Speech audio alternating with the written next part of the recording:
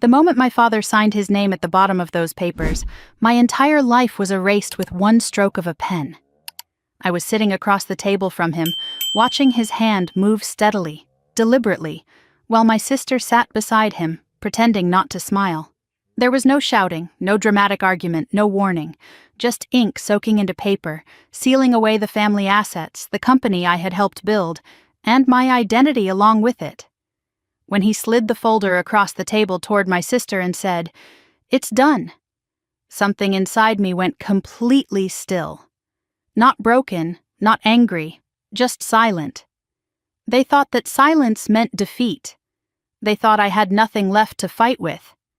They believed that by the time I walked out of that room, I was broke, powerless, and finished. What none of them understood was that the moment they thought they had won was the exact moment their collapse became inevitable.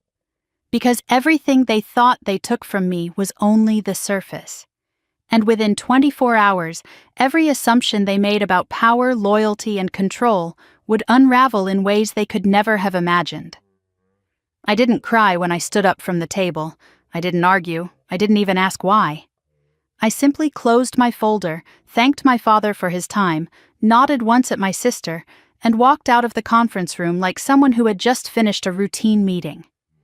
My heels echoed down the hallway of the building that still carried my fingerprints in every system, every protocol, every safeguard.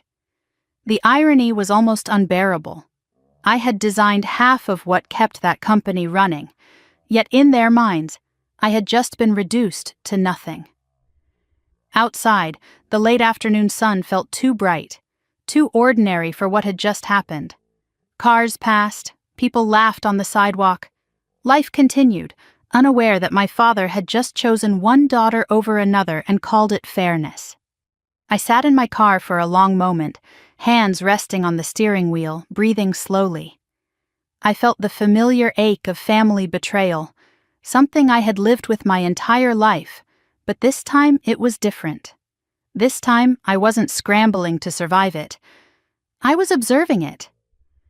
Growing up, favoritism had been woven into the fabric of our household so seamlessly that questioning it felt like questioning gravity.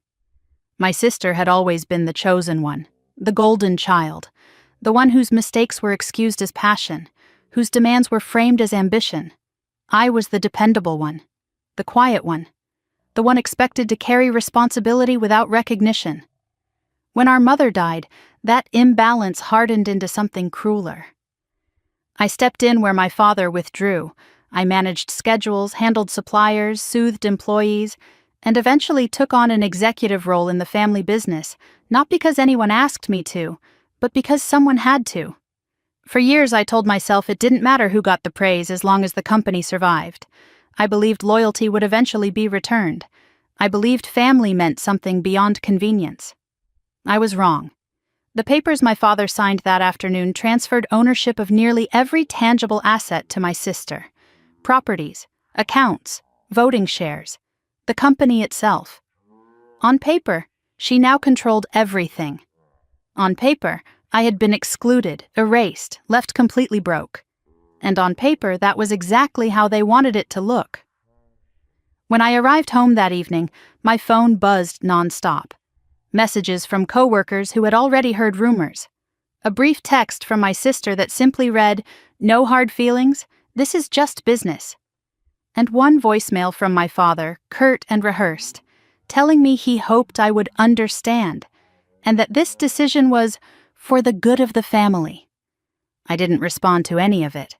Silence had always been my survival skill. This time, it was my strategy. I poured a glass of water and sat at my kitchen table, the same table where I had spent countless late nights reviewing contracts and projections for a company that no longer wanted my name attached to it. The hurt came in waves, sharp and familiar. But beneath it was something steadier. Clarity. They believed they had stripped me of everything that mattered.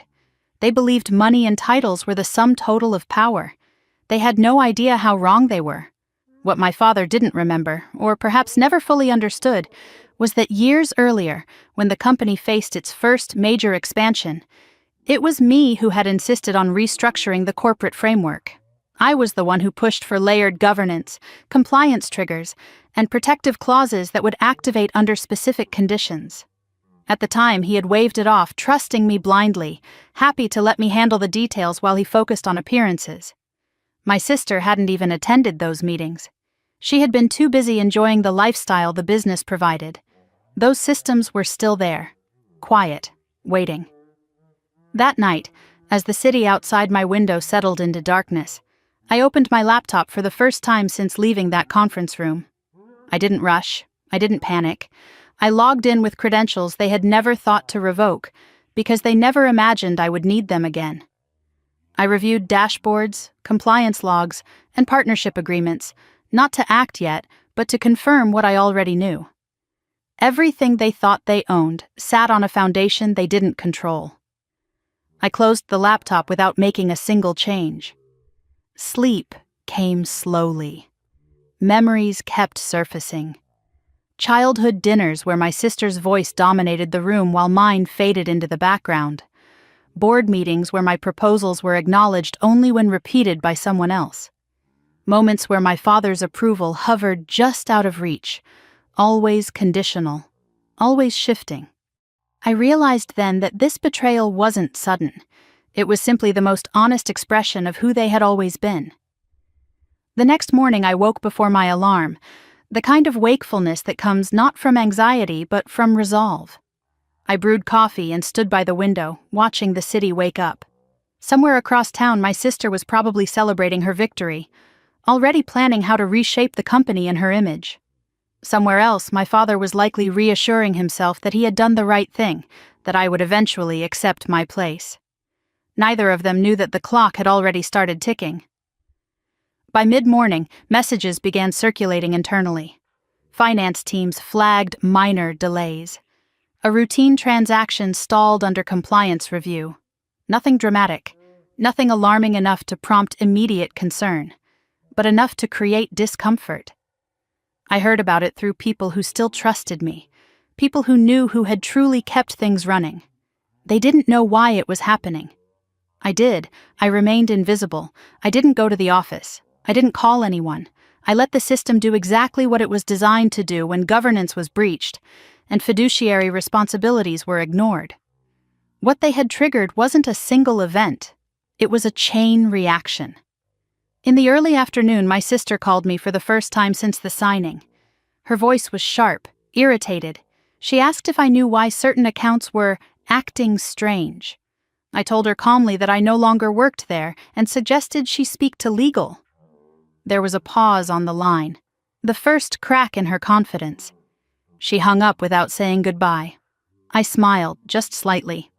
This wasn't revenge fueled by rage. This was consequence. They had believed manipulation would secure loyalty. They had mistaken my patience for weakness, my silence for surrender. They thought excluding me would simplify their lives. Instead, they had exposed how fragile their control really was. As evening approached, I sat alone again at my kitchen table, phone face down, untouched. Outside, the city lights flickered on, one by one. I thought about how easily power shifts when people underestimate the quiet ones, how often women like me are dismissed until the moment everything stops working without us. I didn't feel triumphant. I felt grounded. They had taken my name off the door. They had taken my shares. They had taken the illusion of belonging I had clung to for far too long. What they hadn't taken was my understanding of the system they now stood inside, blind and exposed. And this was only the beginning. By the time my sister realized that ownership on paper didn't equal control, by the time my father understood what he had truly signed away, it would already be too late. The collapse wouldn't be loud. There would be no single moment to point to, no villain to blame, just a steady unraveling that could not be reversed. I turned off the lights and went to bed knowing that while they slept, believing they had won, the foundation beneath them was already shifting. And tomorrow, the cracks would begin to show. The first call came at 8:12 the next morning, and I let it ring until it stopped. Then another followed, and another. By 9 o'clock, my phone felt heavier just sitting on the table, vibrating with urgency that no longer belonged to me. I didn't answer because I already knew what they were feeling. Confusion first, then irritation. And finally, the creeping sense that something fundamental was slipping out of their hands. At the company headquarters, the mood shifted subtly but unmistakably. It wasn't panic yet. Panic is loud. This was quieter. Tense whispers near the elevators. Finance staff rechecking numbers they had reviewed twice already. A delay in vendor payments that normally cleared without question. Someone joked about a system glitch, but the laughter didn't quite land. My sister arrived late, sunglasses still perched on her head, confidence carried like armor. She walked through the lobby as if she owned the place now because technically she did. People smiled at her out of habit, not loyalty. That distinction mattered more than she realized. In the executive conference room, she dropped her bag on the table and demanded updates. Why were payments stalled? Why was the compliance team suddenly requesting documentation that had never been required before? Why had a routine loan extension been flagged for review? The answers were vague, procedural, frustratingly non-committal. No one could point to a single problem, which made it impossible to fix. My father arrived shortly after, moving slower than usual. He had slept poorly. I could see it in the way he rubbed his temples, the way his gaze lingered on the glass walls as if expecting clarity to appear there. He listened while department heads spoke, nodding, asking questions that revealed more uncertainty than authority. "This doesn't make sense," he finally said. "We've never had issues like this." No one responded. They all knew the truth but didn't yet know how to say it. From my kitchen table, miles away and entirely uninvolved on paper, I watched the data flow in real time. The systems were behaving exactly as designed. When governance structures changed abruptly without full board verification, safeguards activated. When fiduciary oversight shifted to a single untested authority, risk protocols triggered. Nothing was frozen outright. That would have caused immediate alarm. Instead, everything slowed. Just enough to create pressure. Just enough to force scrutiny. I took a sip of coffee and closed the dashboard again. This was the part no one ever sees. Revenge fantasies focus on confrontation, on dramatic exposure. But real consequences unfold in silence, buried in clauses no one bothered to read because they trusted the wrong people to explain them later. My sister didn't attend those meetings years ago. She didn't sit beside me when I argued for layered approval processes. She didn't roll her eyes when my father complained that I was making things too complicated. She certainly didn't remember signing off on structures that gave operational independence to committees she never paid attention to. By noon, the first external call came in. A longtime partner requested clarification on the recent ownership change. They wanted assurances about continuity and oversight. My sister reassured them with practiced charm, promising everything was under control. She didn't realize the question itself was a warning. When the call ended, she slammed her hand on the table. "Why does everyone suddenly need reassurance?" she snapped. "Nothing has changed." But everything had changed. Across town, I met with an old colleague for lunch. Someone who had left the company years earlier after being sidelined much the same way I had been.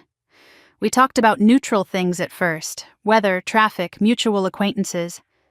Then she looked at me and said quietly, "They finally did it, didn't they?" I nodded. She didn't ask for details. She didn't need them. People like us recognize the pattern immediately, the betrayal, the assumption that competence equals compliance. "They're already struggling," she said after a pause. "I heard finance is a mess." I smiled faintly. "It's not a mess," I said. "It's a mirror." Back at headquarters, my father pulled my sister aside. His voice was low, urgent. He asked if she had spoken to me. She scoffed and said there was no reason to. That I was out, that I had no leverage, that whatever was happening was a temporary inconvenience. He wanted to believe her. He needed to believe her. Because acknowledging otherwise meant facing the possibility that he had underestimated the one child he had always taken for granted. The afternoon brought more questions. A bank requested updated compliance confirmations. An auditor flagged an inconsistency in reporting authority. Legal advised caution before signing anything new. Each request was reasonable, each delay defensible. Together they formed a tightening circle. My sister called again, this time leaving a voicemail. Her tone was sharper, irritation edging toward panic. She asked if I had done something. I deleted the message without listening to the end. By evening, my father sat alone in his office, staring at the framed photo of the three of us taken years ago at a company anniversary dinner. I remembered that night, how he had thanked my sister publicly for her vision while I stood beside them, unmentioned, invisible. The memory didn't hurt anymore. It clarified. He picked up his phone and hovered over my contact name. Put it down. Picked it up again. Pride and fear waged a quiet war inside him. Meanwhile, my sister paced her living room, heels discarded, wine glass untouched. She scrolled through emails, trying to find something solid to grab onto.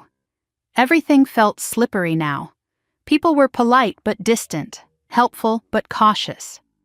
The loyalty she assumed came with ownership was nowhere to be found. She didn't know it yet, but she had crossed an invisible threshold, the point where people stop trusting your authority and start protecting themselves from it. That night, I slept soundly. The next morning, the situation escalated without anyone pulling a single obvious lever. A major supplier requested revised terms pending internal review. A scheduled expansion meeting was postponed. The company's internal chat buzzed with speculation, quickly shut down by HR reminders about professionalism. My sister arrived earlier this time, determined to project control. She wore a tailored suit, her hair flawless, her voice clipped and commanding. But confidence without substance is brittle. It cracks under pressure. During a closed-door meeting, legal finally said the words she didn't want to hear. There may be an issue with how the transfer was executed, they admitted. Not illegal, but incomplete. Incomplete. That single word sucked the air from the room. My father felt it too. He leaned back in his chair, eyes narrowing as he replayed the signing in his mind. How quickly it had happened. How little he had questioned. How eager he had been to believe this would solve everything. For the first time, doubt crept in. He didn't call me yet, but my name hovered in the room like a ghost neither of them could ignore. From my side of the city, I watched the ripple spread. Partners hesitating, advisors urging caution, systems doing exactly what they were meant to do when control changed hands without understanding. This wasn't about punishment. It was about exposure, the kind that reveals who actually holds things together when titles mean nothing. By late afternoon, my sister's confidence had fully eroded. She snapped at assistants, blamed advisors, accused teams of incompetence. Each outburst isolated her further. My father finally called me just before sunset. I let it ring once, twice. Then I answered. His voice was strained, carefully neutral. He asked how I was. I told him I was fine. He asked if I had noticed any unusual activity at the company. I said I no longer worked there and suggested he speak with his legal team. There was a pause, heavy, loaded. "We may need to talk," he said quietly. "About what?" I asked. He hesitated. "About everything." I looked out my window as the city darkened, lights flickering on one by one. "I don't think there's anything left to discuss," I replied. He didn't argue. He couldn't. The silence between us stretched, unfamiliar and uncomfortable. Then he hung up. As night settled in, I closed my laptop again without touching a single control.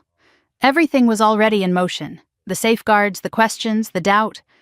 They believed power was something you could transfer with a signature.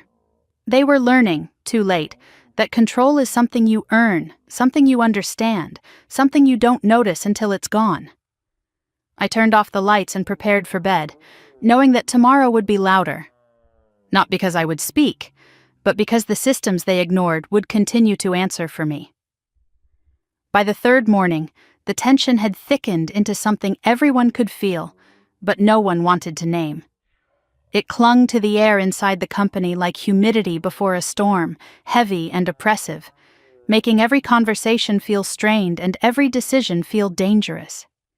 The illusion that this was a temporary glitch had already begun to crack. My sister stood in front of the floor-to-ceiling windows of her new office, staring down at the city as if dominance alone could restore order. The chair behind her desk was still unfamiliar, the leather unbroken, the space not yet molded to her presence. She had wanted this office for years. Now that she had it, it felt colder than she imagined. "Why is nothing moving?" she demanded without turning around. The head of finance shifted uncomfortably in his seat. He had worked under me for years, had trusted my judgment even when he didn't fully understand the framework behind it. Speaking to her now felt like navigating a minefield. "Funds aren't frozen," he said carefully. "They're delayed, pending review." "Review of what?" she snapped. "Governance alignment," he replied. "Risk exposure, authority verification." She spun around, disbelief flashing across her face. "I own the company. What authority do they need beyond that?" No one answered immediately, not because they didn't know, but because the truth was complicated, and complicated truths rarely go over well with people who expect simple obedience. In another part of the building, my father sat through a meeting with legal advisors, his hands clasped tightly in front of him. He had never liked these conversations. Too many words, too many caveats, too many reminders that signing something didn't always mean understanding it. "There are mechanisms in place," one of the lawyers explained, flipping through a thick binder.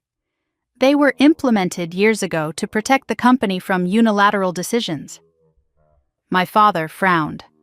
"By whom?" The lawyer hesitated for just a second too long. "By your former chief operations lead." He knew exactly who that was.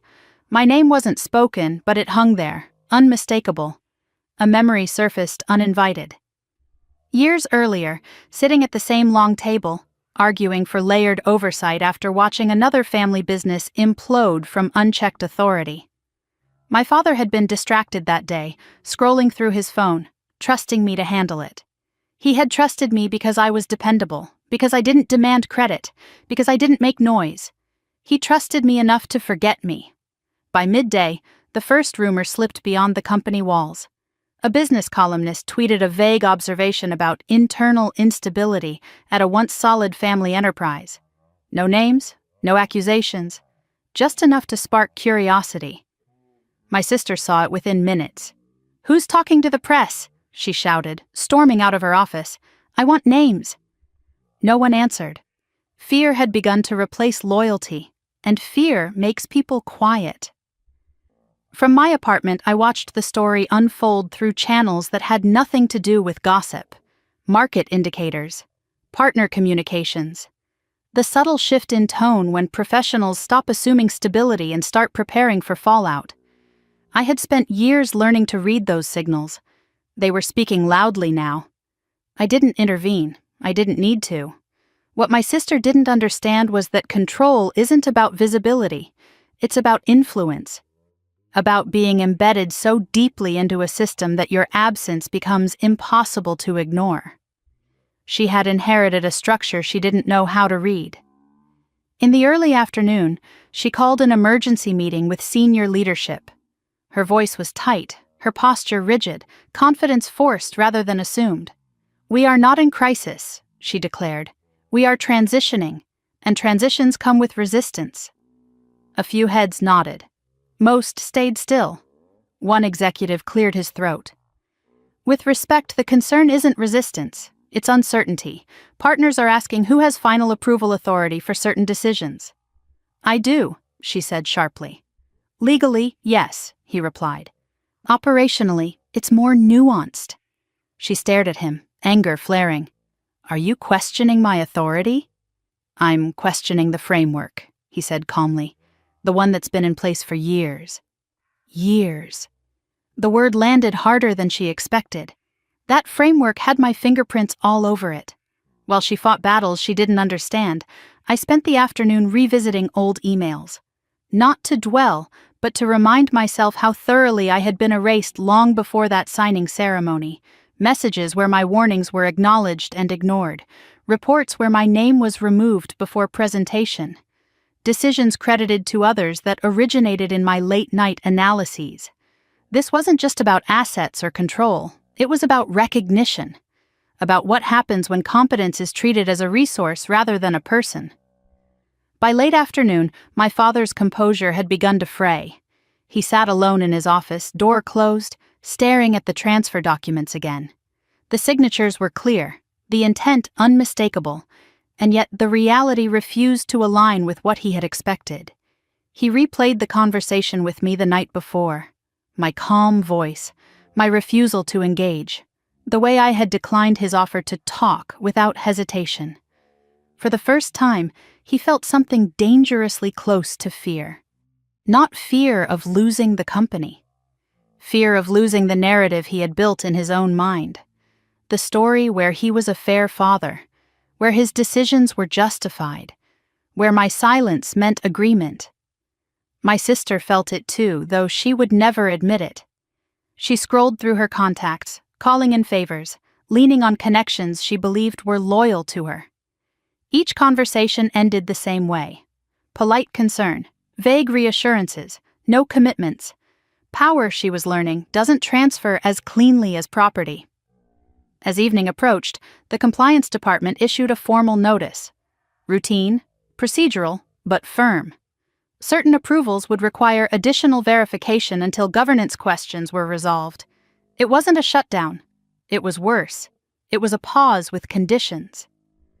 My sister read the notice 3 times, her hands trembling slightly. She called legal again, demanding explanations they could no longer soften. My father watched her from across the room, seeing her not as the confident successor he had envisioned, but as someone drowning in complexity she didn't know how to navigate. He thought of me then, unbidden. Of how I had handled crises without theatrics, how things had simply worked. The comparison stung. That night, I received a message from an old board member who had quietly stepped down months earlier. He didn't ask questions. He simply wrote, "I see what's happening. You always knew this day might come." I replied with one sentence, "I prepared for it." He didn't respond. He didn't need to. By the end of the 3rd day, the atmosphere inside the company had changed completely. Conversations were hushed. Decisions deferred. The confidence my sister had worn so easily was gone, replaced by visible strain. My father looked older, smaller somehow, burdened by the weight of a choice he could no longer undo. And still, I remained absent. That absence was doing more damage than any confrontation ever could. As I turned off my lights and prepared for bed, I thought about how often women are taught that silence is weakness, that if we don't fight loudly, we lose. But silence, when chosen deliberately, can be devastating. It forces others to confront their own mistakes without distraction. They believed I had been left with nothing. What they hadn't realized was that I had walked away with the one thing they could never take from me: understanding. And by the time they grasped what that meant, the ground beneath them was already shifting beyond repair. The 4th day began with a meeting my sister hadn't planned for, and my father hadn't been invited to. That alone should have told them how far control had already slipped, but denial has a way of blinding people long past the point of reason. The request came from the Compliance Committee, one of those quiet internal bodies most executives forget exists until it starts asking questions. It wasn't framed as an accusation. It was worse than that. It was framed as routine. A neutral request for clarification regarding governance continuity following a sudden transfer of ownership. Language so calm, so clinical, it made my sister's skin crawl. She read the email twice, then a 3rd time, as if the words might rearrange themselves into something less threatening. They didn't. The meeting was scheduled for that afternoon. Mandatory attendance. No proxies allowed. At headquarters, the tension had shifted again. No longer confused, no longer irritated. Now it was wary. Employees moved more carefully, conversations cut short the moment someone senior walked by. The building itself felt like it was holding its breath. My sister sat at her desk, tapping her nails against the polished surface, rehearsing answers in her head. She told herself this was procedural, that it would pass. That ownership meant authority, and authority meant immunity. She had grown up watching my father glide through crises on reputation alone. She expected the same protection. What she didn't understand was that the system had never been designed to protect personalities. It had been designed to protect the company from them. In a smaller conference room on the 17th floor, the compliance committee assembled. No fanfare, no raised voices, just binders, tablets, and quiet professionalism. My sister walked in with a practiced smile that faded the moment she realized there were no friendly faces waiting for her. The chairwoman nodded politely and gestured for her to sit. "Thank you for coming on such short notice," she said. "We'll keep this efficient." Efficient was not the word my sister would have chosen. They began with simple questions. When was the transfer executed? Who reviewed it? Which safeguards were consulted prior to finalization? My sister answered confidently at first, repeating phrases she had heard my father use for years. Standard procedure, legal oversight, executive discretion. Then the questions narrowed. Had the operational authority matrix been updated? Had risk committees been notified? Had the fiduciary alignment clause been reviewed in light of the ownership concentration? Her answers grew slower, less certain. "I was told everything was handled," she said finally, irritation creeping in. "Are you suggesting it wasn't?" The chairwoman didn't react. "We're suggesting that several protocols were bypassed," she replied calmly. "Protocols that exist for a reason." Across town, my father received a separate email, a request for documentation. His stomach tightened as he read it. This wasn't how things were supposed to go. He had expected some resistance, some adjustment period. He had not expected to be questioned like this. He called his lawyer, voice low and urgent. The reassurance he received was thin, conditional. "It's not a violation," the lawyer said carefully, "but it may be problematic." Problematic was a word my father hated. It implied consequences without clarity. From my apartment, I followed none of it directly. I didn't need to. The patterns were predictable. The moment oversight bodies wake up, the narrative shifts. What was once framed as family business becomes governance risk. Personal decisions become liabilities. That was the point of the structure I had insisted on years earlier. To make sure no single person, no matter how powerful they thought they were, could gamble with something so many people depended on. My sister emerged from the meeting pale and furious. She slammed her office door hard enough to rattle the glass walls. She called legal again, her voice sharp, demanding answers they could no longer soften. "They're acting like I did something wrong," she snapped. "This is harassment." "It's oversight," the lawyer replied cautiously, "and it's within their mandate." "Fix it," she said. "That's what I pay you for." But there were no fixes for this, only processes, slow, unforgiving processes. By early afternoon, word had spread through the building that compliance was involved. That single fact changed everything.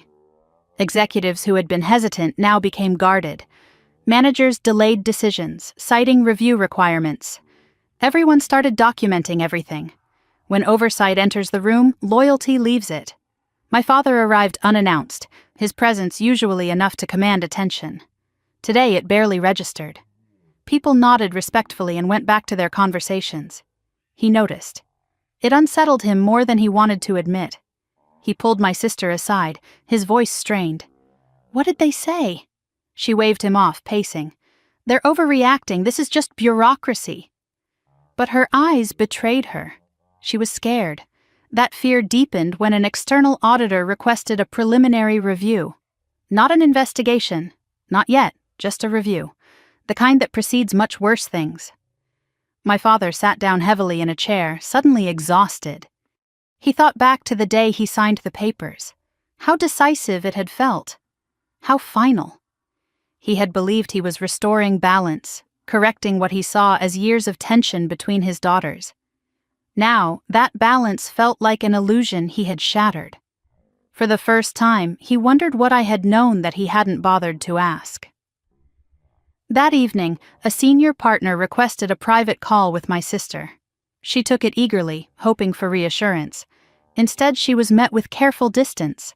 The partner expressed concern about stability, about leadership continuity, about reputational risk. "I assure you everything is fine," she said, forcing confidence. "I hope so," the partner replied, "because if it isn't, we'll have to reconsider our exposure." When the call ended, she stared at her phone, hands trembling. Exposure, risk, words she had never associated with herself before. I spent that evening walking through my neighborhood, letting the cool air settle my thoughts. People passed me, unaware of the quiet implosion unfolding behind closed doors. I felt no rush of satisfaction, no glee, just a steady sense of inevitability. This was what happened when betrayal met structure, when manipulation collided with accountability. Back at headquarters, my father sat alone in his office long after everyone else had left. He pulled out an old notebook, one I had once used during strategy sessions. Flipping through it, he saw my handwriting. Diagrams, notes about risk mitigation, warnings scribbled in the margins. For the first time, he read them carefully. The realization settled slowly, heavily. I hadn't just worked for that company, I had protected it, and he had handed it to someone who had never understood what protection required. That night, my sister called me again. This time, she didn't leave a voicemail. She hung up after the second ring, pride warring with desperation. I saw the missed call and did nothing. Silence, once again, did the work for me. By the end of the fourth day, the company was no longer pretending everything was normal. The language had changed. So had the tone. What had started as a family betrayal was now an institutional reckoning. And still, no one had heard my voice. They were beginning to understand that the most dangerous thing I had done wasn't walking away. It was building something they couldn't dismantle without me. As I turned out the lights that night, I thought about how often people confuse control with ownership, how easily they dismiss the ones who quietly hold things together. They believed signing me out would make me irrelevant. Instead, it had revealed exactly how essential I had always been. And tomorrow, the pressure would increase. By the fifth day, denial was no longer an option. It had been replaced by something far more dangerous: desperation disguised as strategy. My sister arrived at headquarters before sunrise, heels clicking sharply against the marble floor as if speed alone could restore authority. The lobby lights were still dim, the security guard barely looking up as she passed. That small detail would have enraged her on any other day. Today, she didn't even notice. Her mind was already racing ahead, assembling half-formed plans, grasping for control that had begun slipping faster than she could track. Inside her office, she dropped her bag and stared at the city below. The glass reflected her image back at her, sharp and tense, a woman who looked powerful but felt anything but. She had spent the night scrolling through legal briefs and executive summaries she barely understood, searching for a sentence that would tell her this was temporary, that it could still be reversed. None of them did. By 8 o'clock, the emergency leadership meeting was underway. The mood had changed completely from the confident post-signing days. No one smiled, no one joked. Phones lay face down on the table, silent but threatening. "We need to act," my sister said, breaking the tension. "Now, not later." The head of legal leaned forward, hands folded carefully. "We need to be precise," he said. "Any move we make right now will be scrutinized." "Then we make the right move," she snapped. "This company can't just stall. We'll lose credibility." "You're already losing it," someone muttered under their breath. She heard it. "What was that?" she demanded. No one answered. Silence filled the room, thick and uncomfortable. My father sat at the end of the table, shoulders slumped slightly, eyes fixed on a spot no one else could see. He hadn't slept. That much was obvious. The confident patriarch he had always been was eroding, replaced by a man confronting the consequences of his own shortcuts. "We should bring her back," he said suddenly. Every head turned. My sister stared at him, disbelief flashing across her face. "Her? You know who I mean," he said quietly. The room froze. "No," she said immediately. "Absolutely not. That would be admitting we made a mistake." He looked at her then, really looked, and something hardened behind his eyes. "We did make a mistake." The words hung there, heavy. Across the city I was at my desk, reviewing nothing urgent, nothing connected. I had deliberately stepped away from the noise. The systems didn't require my attention. They were doing exactly what they were designed to do. Still, I could feel the shift. When people panic, they reach backward, toward what's familiar, toward the person they underestimated. I didn't answer my phone when it rang that morning. I watched it light up, then go dark. The silence was no longer just a boundary, it was leverage. Back at headquarters, my sister stood abruptly, chair scraping loudly against the floor. "This is ridiculous," she said. "We're not crawling back to someone who has no stake here anymore." "She has more stake than you realize," my father replied. That was the moment the illusion shattered. She stared at him, stunned. "What is that supposed to mean?" He didn't answer. Because answering meant admitting that he had known, at least on some level, how much of the company's real control had rested with me. It meant acknowledging that signing me out hadn't erased my influence. It had exposed it. The meeting dissolved shortly after, not because decisions had been made, but because no one knew what to do next. By midday, the first real blow landed.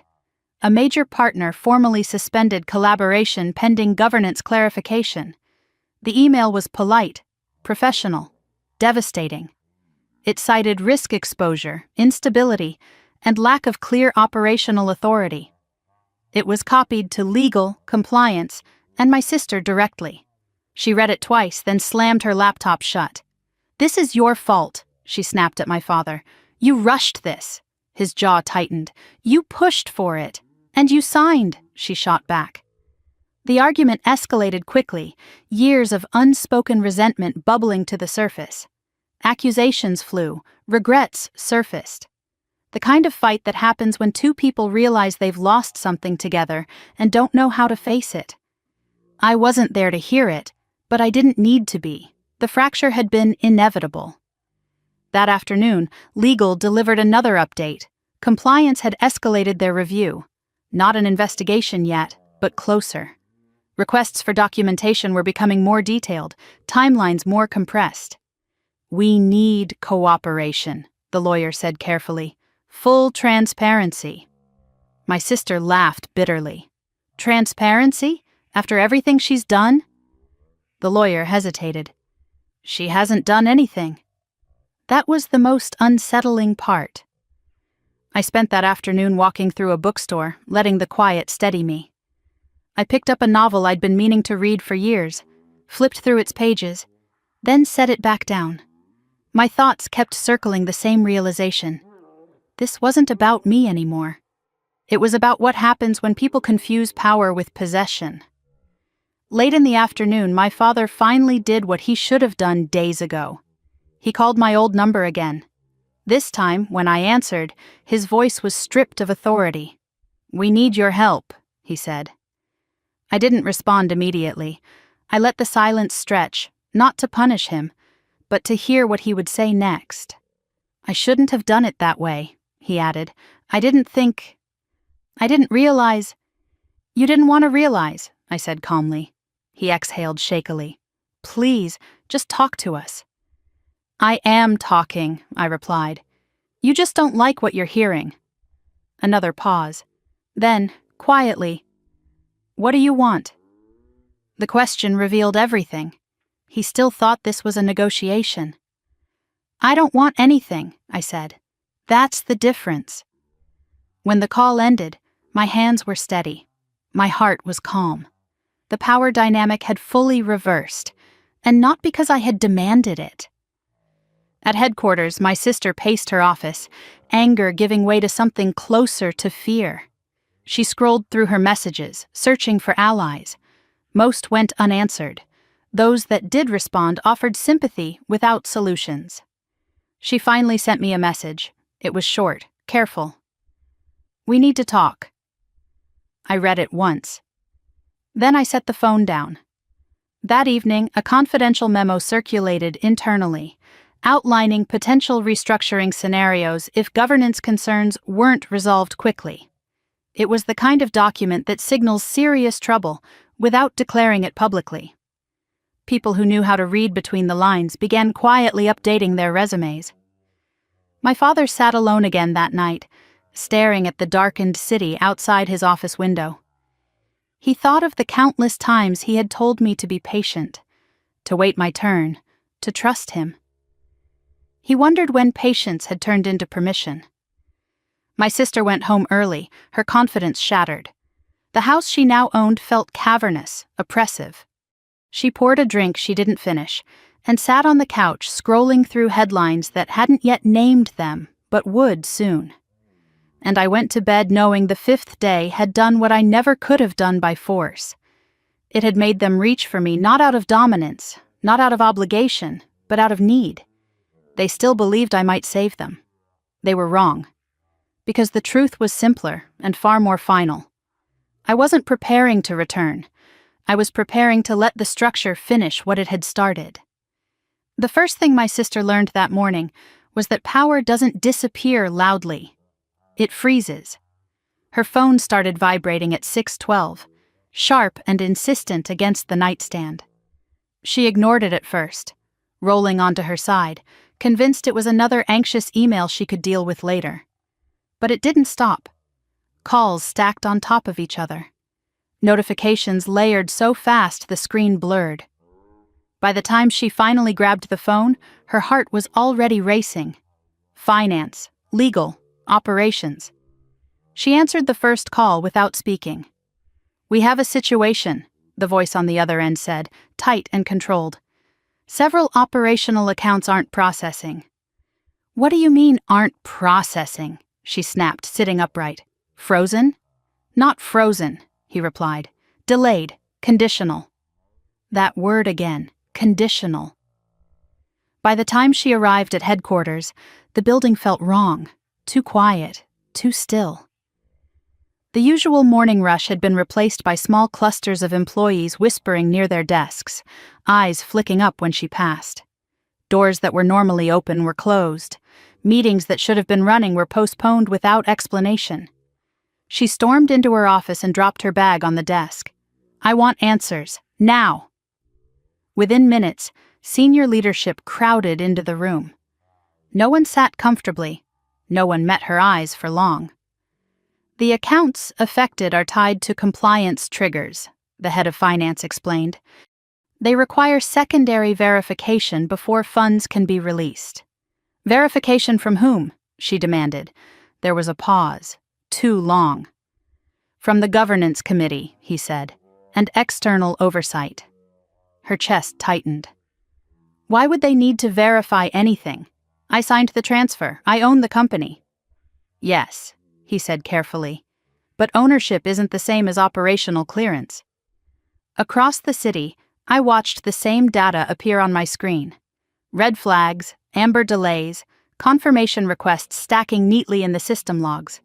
Everything was behaving exactly as designed. No alarms, no dramatic shutdowns, just friction.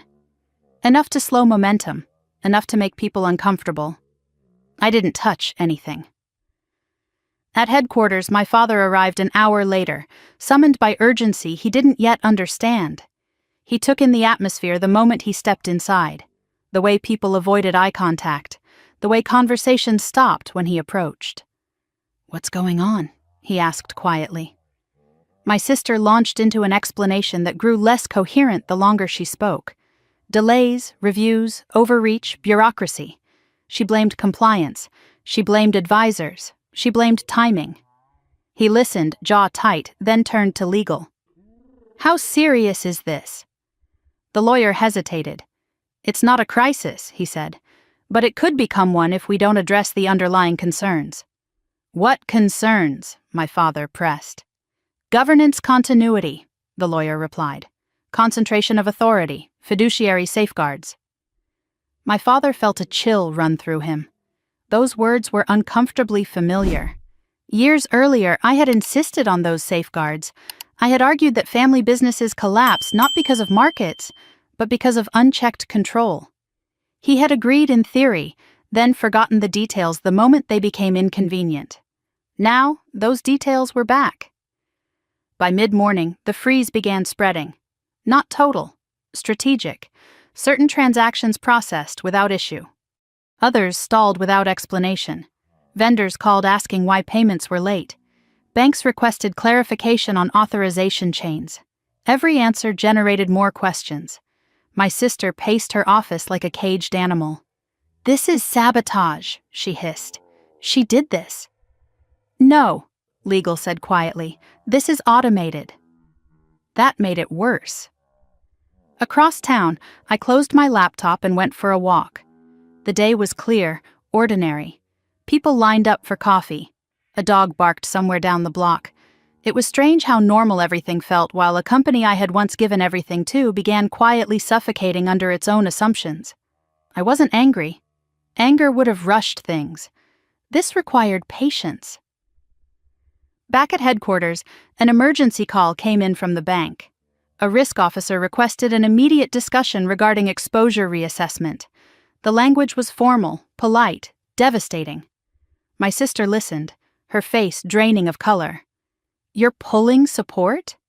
"We're reviewing support," the officer corrected. "Pending clarification." Clarification. Another word that sounded harmless until it wasn't. She hung up and turned on my father. "Call her," she said sharply. "This is out of control." He hesitated. "You said she had no leverage." She glared at him. "Just call her." He didn't. Not yet. Pride and fear twisted together inside him, locking his hands at his sides. By noon, an internal memo circulated. Operations were instructed to pause non-essential expenditures. Human resources canceled onboarding for 2 new hires. Marketing delayed a campaign launch. Small decisions, each one reasonable on its own. Together they sent a clear message. Something was wrong. Employees felt it. Partners felt it. The company felt it. And still no one could point to a single person responsible. In the early afternoon, my sister tried again. This time she left a voicemail, her voice tight, clipped, carefully controlled. "We need to resolve this," she said. "Whatever you think you're proving, it's hurting the company." I listened to the message later and deleted it. What she didn't understand was that the company wasn't being hurt. It was being protected. From instability, from unilateral control, from decisions made in haste and arrogance. By 3 o'clock, legal delivered the update that changed everything. "Compliance has escalated the review," the lawyer said. "If concerns aren't addressed within 24 hours, the matter moves to formal investigation." 24 hours. The room went silent. My father felt his stomach drop. He knew what that meant. Investigations didn't care about family. They didn't negotiate. They exposed. My sister laughed, sharp and brittle. "This is insane. They can't do this." "They can," the lawyer said. "And they will." Across the city, I felt the shift before I saw it. The clock had started. Not because I pressed a button, but because the conditions had been met. Governance breached, safeguards activated, oversight engaged. I sat at my desk and opened my laptop one last time, not to intervene, but to confirm. The countdown had begun. At headquarters, panic replaced anger. My sister snapped orders no one rushed to follow. Advisors spoke in careful tones, distancing themselves. My father sank into a chair, suddenly very old. "Call her," he whispered. Still no one did. They were afraid of hearing my voice more than they were afraid of losing everything. That evening, as the building emptied, my sister stood alone in her office, city lights flickering on below. The glass reflected her back at herself, a woman who had everything on paper and nothing where it mattered. She finally sent one more message. No demands, no accusations, just 4 words. "Please, talk to us." I read it in the quiet of my apartment, the city humming softly outside my window. I didn't feel satisfaction. I felt certainty. I replied with nothing. The silence was answer enough. By nightfall, the company was no longer functioning on momentum. It was holding its breath. Every decision deferred, every risk magnified. The systems that had once kept it safe were now holding it still, waiting for accountability that wasn't coming. My father went home early. My sister stayed late, staring at documents she didn't understand, realizing too late that control had never lived in signatures or titles. And I went to bed knowing that the 24 hours ahead would change everything. Not because I would act, but because I already had. The call came just after sunrise, the kind of call that carries weight before a single word is spoken. I was standing in my kitchen, barefoot on cold tile, coffee untouched on the counter, when my secure line lit up. I didn't rush to answer it. I already knew what it would be about. Instead, I watched the city wake through the window, the slow, ordinary rhythm of people who had no idea how quickly power was shifting behind closed doors. When I finally picked up, I didn't say hello. "They've started calling each other," my attorney said. "That stage always comes before the cracks turn into breaks." I closed my eyes briefly. Not in relief, in focus. By mid-morning, the family company was no longer whispering. It was bleeding confidence in plain sight. Department heads were requesting emergency approvals that never came. Legal was fielding inquiries they couldn't fully answer. Finance was stuck in a loop of conditional clearances and escalating reviews. Every process that once flowed smoothly now stalled at invisible checkpoints. No alarms, no explosions, just friction everywhere. My sister had slept in her office, fueled by caffeine and denial. By the time she stepped into the executive conference room, her makeup was flawless, her suit immaculate, but the cracks were visible to anyone who knew where to look. Her hands trembled when she lifted her tablet. Her voice came out sharper than necessary. "This is sabotage," she said again, louder this time, as if volume could make it true. "Someone is interfering." The room didn't respond the way it used to. No nods, no murmured agreement. Just careful faces and measured silence. The chief compliance officer cleared his throat. "We've traced the triggers. They're not external," she spun on him. "Then explain it."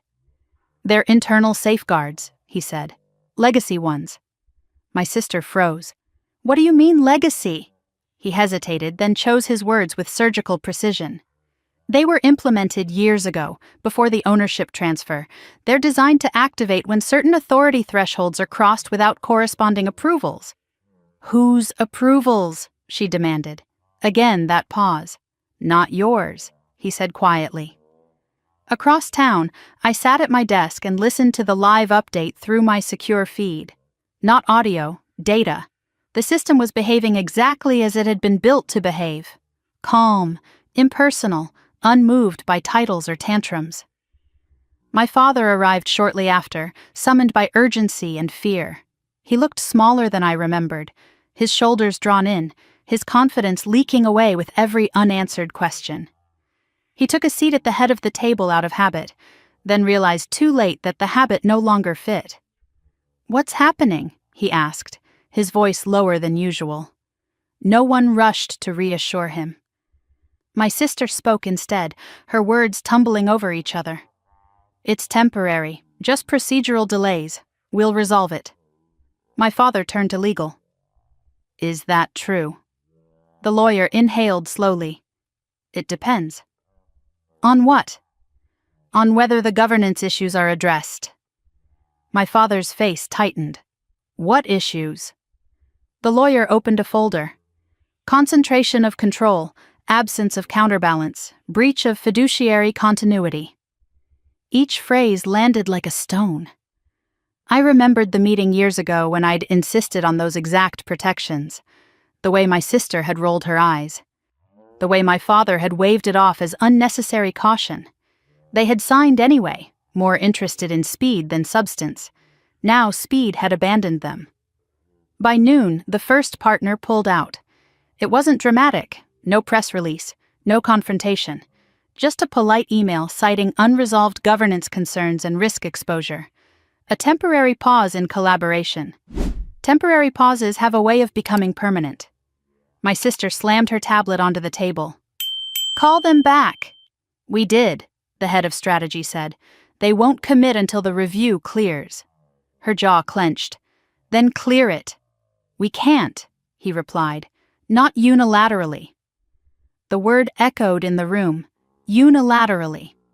For the first time, my sister looked at my father not with confidence but with accusation. "You said this wouldn't happen." My father didn't answer. He was staring at the documents in front of him, his hands slack at his sides, recognition dawning too late. He had signed away assets and authority without understanding the difference between ownership and control. Across the city, I stood and walked to the window. The sun was higher now, light glinting off glass and steel. Somewhere in that skyline was the building where I'd once worked late into the night, solving problems no one credited me for, building structures no one bothered to understand. They had taken my name off the door. They hadn't taken my architecture. In the early afternoon, the board demanded an emergency session. Not a family discussion, a formal one. My sister paced the hallway outside the boardroom, phone pressed to her ear, leaving voicemails that grew more desperate with each attempt. Advisors who once answered on the first ring now let calls go to voicemail. Consultants sent assistants. Assistants sent emails. Inside the boardroom, the atmosphere was brittle. The chair opened with careful neutrality. "We need clarity." My sister launched into a defense that sounded rehearsed but hollow. She spoke of vision, of leadership, of decisiveness. She avoided specifics. She avoided the words that mattered. When she finished, the chair turned to legal. "Can you confirm that the current structure complies with governance requirements?" The lawyer hesitated. "As it stands, no." My sister's head snapped up. "What?" "The safeguards were designed to prevent unilateral consolidation of power without multi-tier approval," the lawyer continued. "Those approvals were not obtained." My father felt the room tilt. "But the transfer was legal." "It was," the lawyer said. "Legality is not the same as sustainability." Silence followed. Heavy. Unforgiving. I received the notification seconds later. The board had initiated an external review. That was the point of no return. Once external oversight enters, control leaves the room. By late afternoon, the press began sniffing around. Not headlines yet. Questions.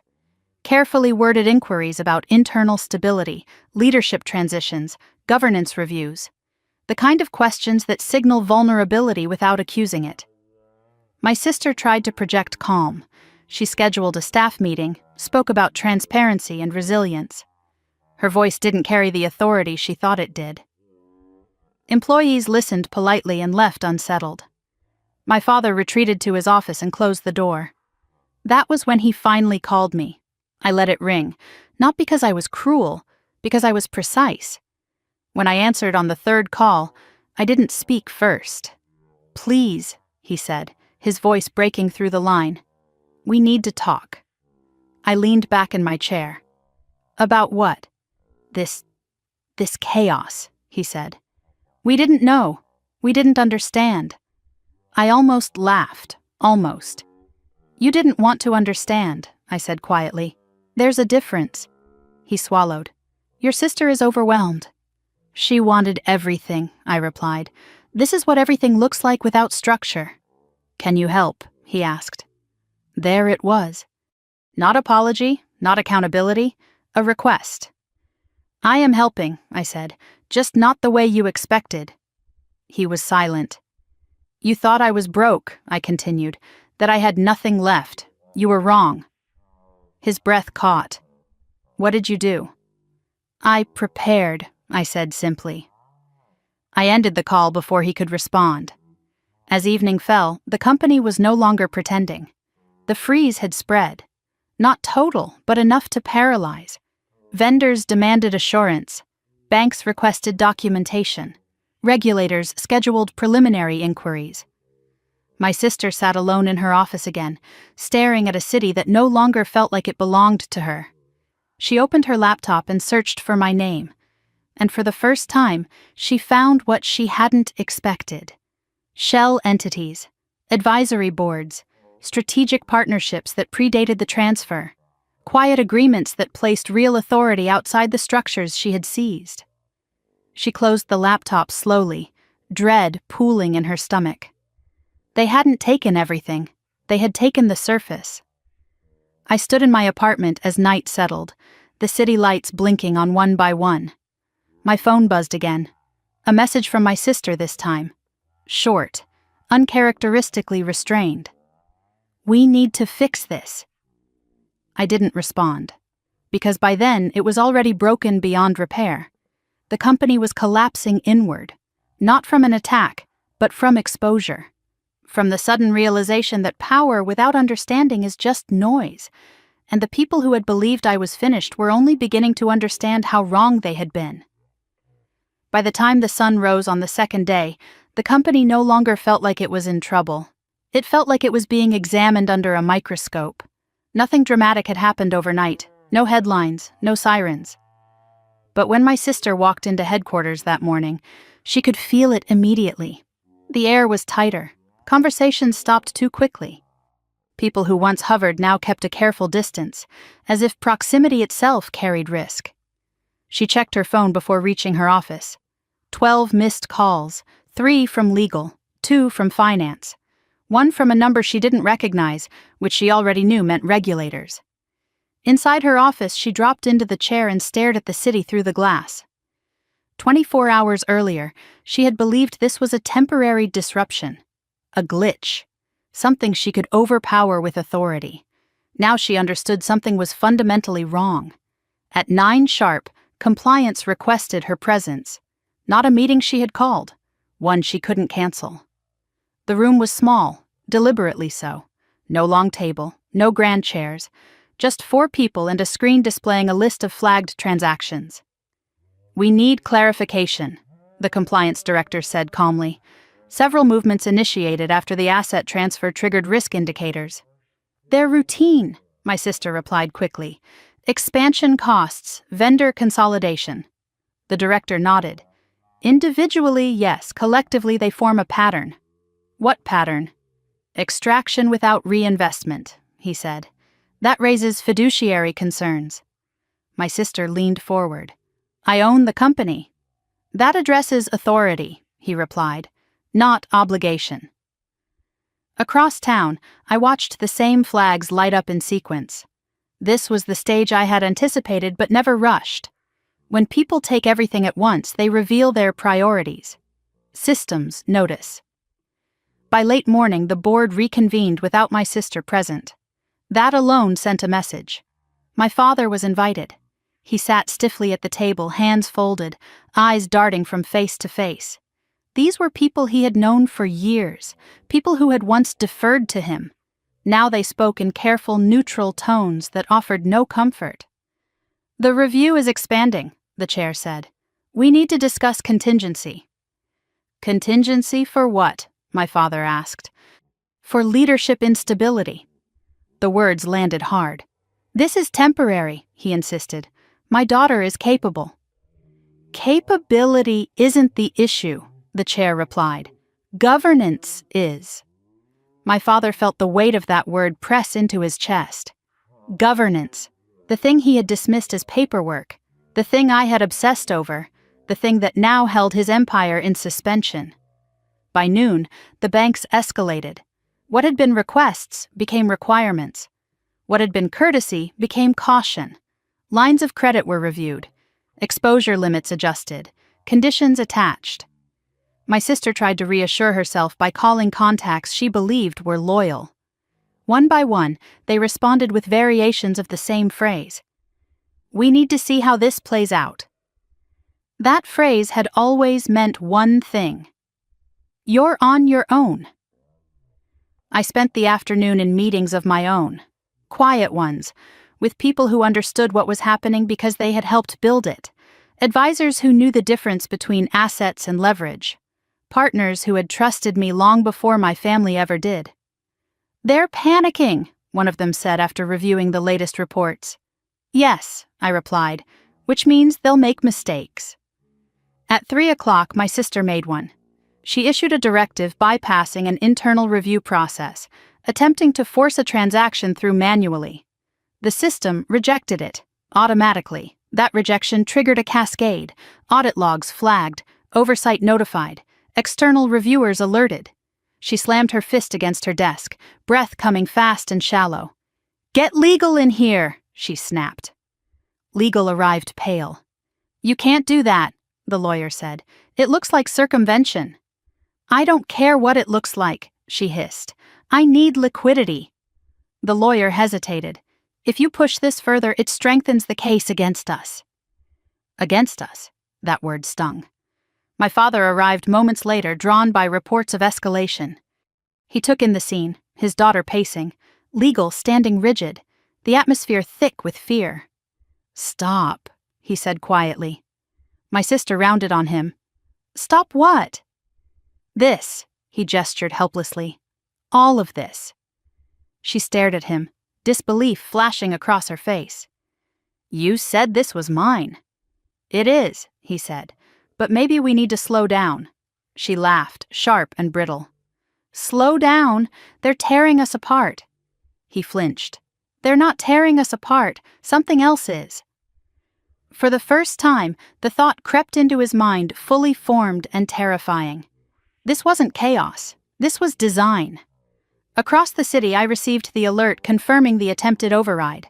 I didn't intervene, I forwarded it, not to regulators, to the board.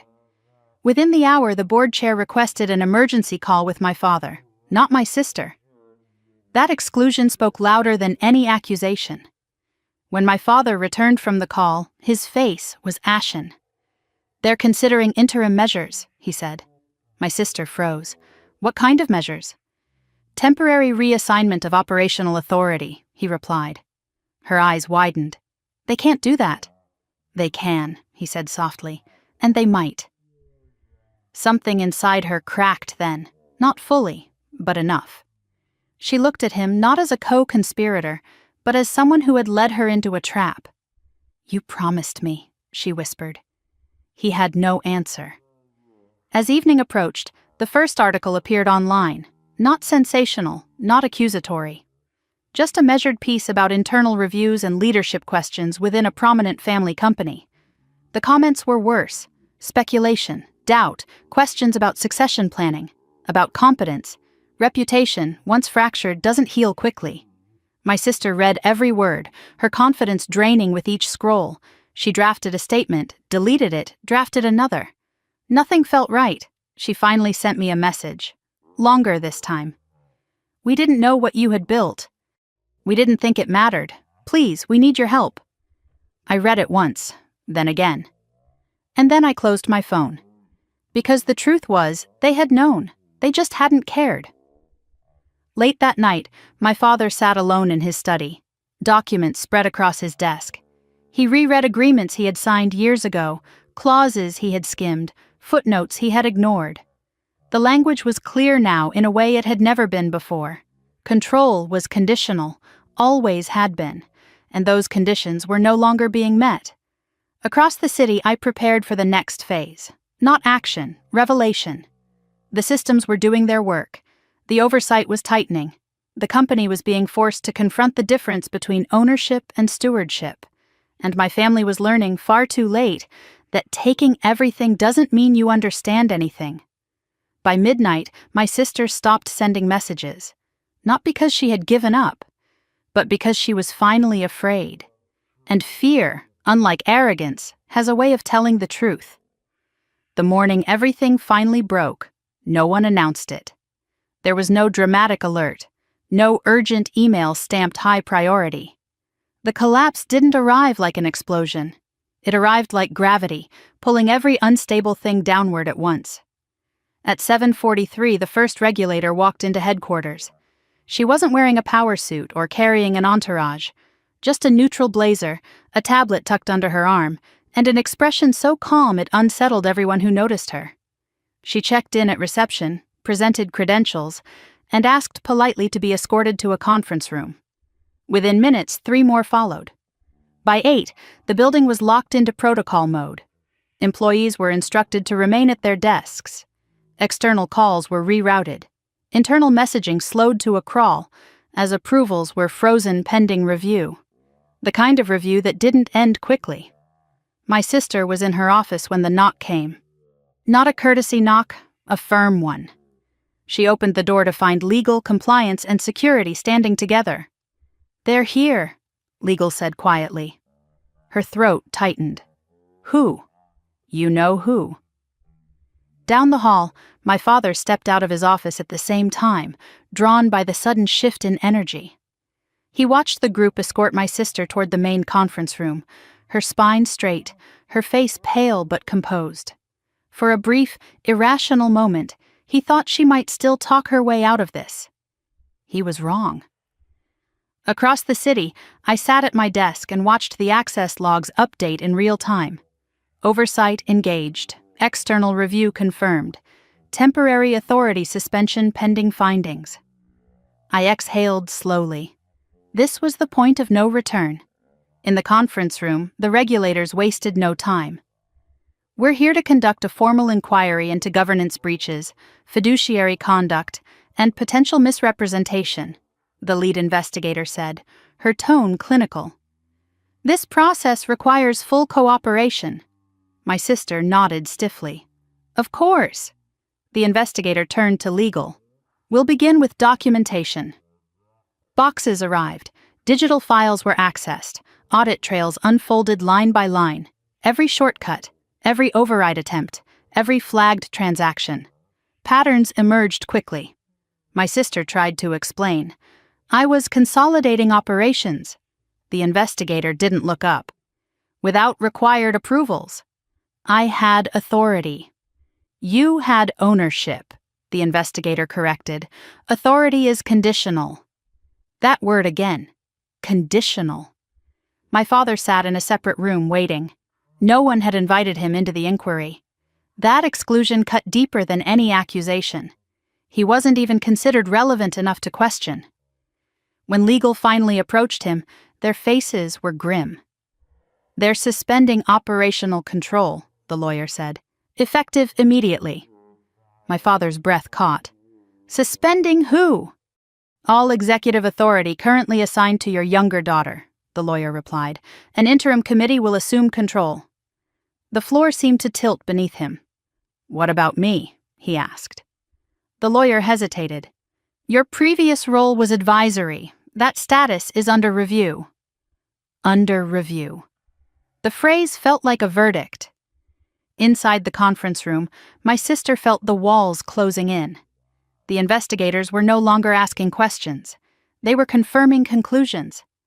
"This override attempt," the lead investigator said, tapping the screen, "triggered an escalation clause." My sister's voice cracked. "I was trying to save the company." The investigator finally met her eyes. "From whom?" Silence. Because the answer was obvious. From oversight, from accountability, from limits. At 10:15, the board convened without her, without my father. An interim chair was appointed. External advisors joined the call. The tone was no longer cautious. It was decisive. "We need to stabilize operations," the chair said. "That requires distancing the company from the individuals who triggered this review." Names weren't spoken. They didn't need to be. By late morning, the press had caught wind of it. This time, the articles were sharper. Words like inquiry, suspension, governance failure crept into headlines. My sister read them from her phone in the conference room while regulators continued combing through records. Her confidence drained with every update. At noon, she finally asked the question she'd been avoiding. "Can I call her?" she whispered to Legal. Legal shook his head. "Not now." Across the city, my phone buzzed anyway. A call from my father. I answered this time. His voice was hoarse. "They're taking it all." I leaned back in my chair. "They're reviewing it." "You knew," he said. "You knew this would happen." "I knew it was possible," I replied. That's why I built safeguards. You let us walk into this." "No," I said calmly. "You walked." I stepped aside. He was quiet for a long moment. "She's scared," he said finally. "So was I replied. That ended the conversation. At headquarters, the investigators concluded their initial assessment. "We'll be issuing a formal notice," the lead investigator said. "Until further review, you are prohibited from exercising executive authority." My sister's hands shook. "What does that mean?" "It means," the investigator said evenly, "you no longer control this company." The words hung in the air. Control, gone. Security escorted her out of the conference room, not forcibly, respectfully, but unmistakably.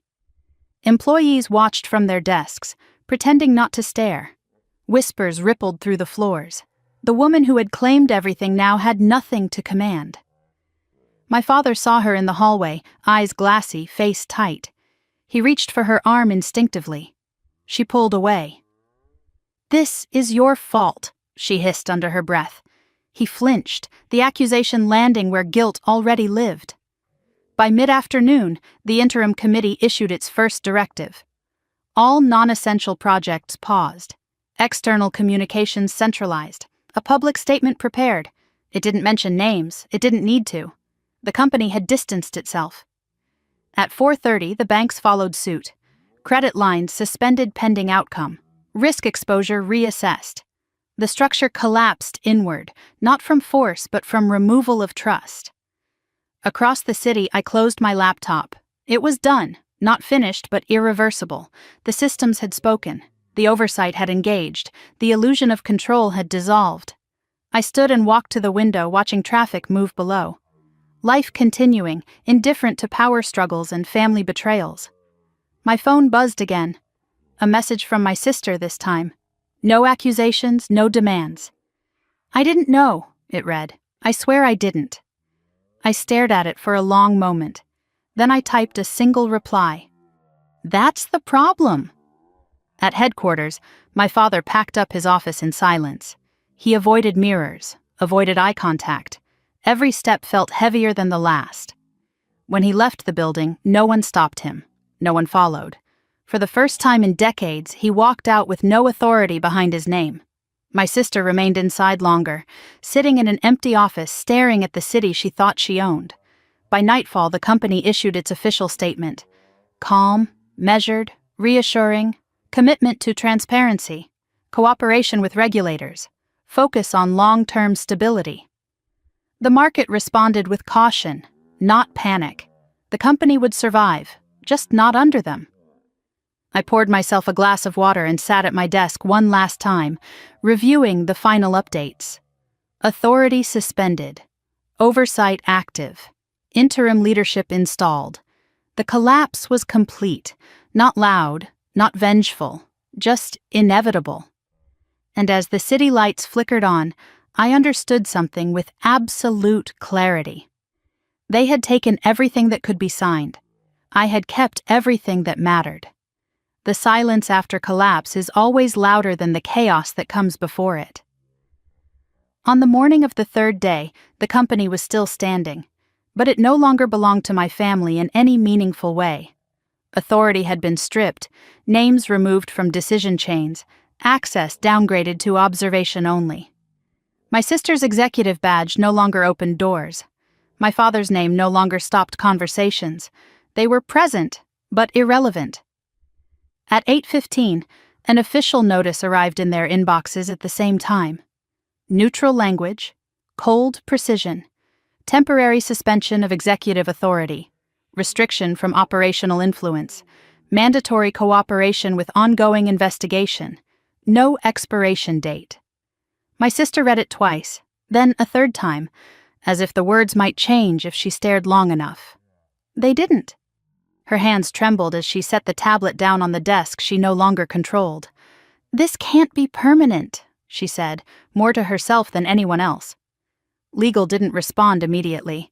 That hesitation told her everything. My father sat across from her in the stripped-down meeting room the interim committee had assigned them. No portraits on the walls, no polished wood table. just a functional space meant for people who no longer mattered enough for comfort. They're freezing us out.